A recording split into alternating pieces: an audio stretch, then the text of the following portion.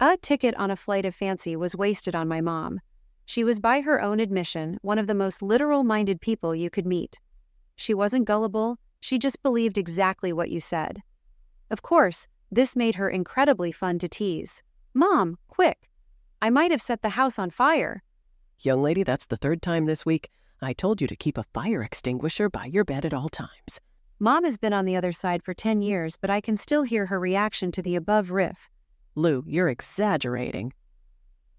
Nobody would believe what you just said. I told you the next time you start a fire to call 911. Slandering my mama wasn't the original intention for this entry. I'll have to look at my editor's calendar, but I think that essay doesn't come up until next week. My original intention was to write about a YouTube offering I listened to today. The story was about a young woman who kept a small child from being hit by a car. The grandmother of the child was supposed to be watching her, but was intentionally neglecting her to help herself gain custody of the child.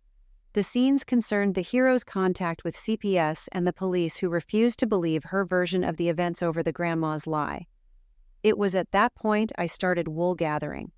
I thought how lovely it is that my neighbor is fixing a tuna casserole this evening, that he has graciously offered to share with my lazy...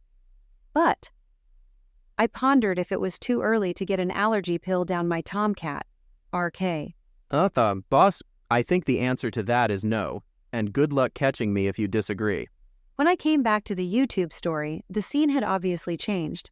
I don't know how it got there, but the action apparently moved from the city to a farm. It took a few seconds for me to grasp that fact, since I had left our friend trying to convince the police that the child's grandmother had it out for the child's mother. So to suddenly hear the following was a bit startling. We gathered around to watch as the mare struggled to give birth. All I can say is that must have been a hell of a city council meeting.